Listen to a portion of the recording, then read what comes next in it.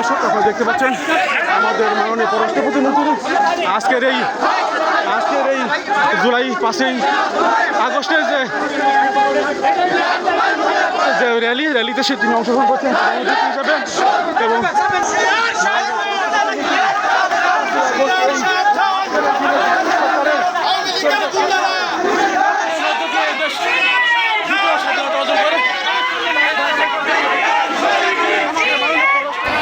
হাজার হাজার কিলোমিটার দূরে থেকেও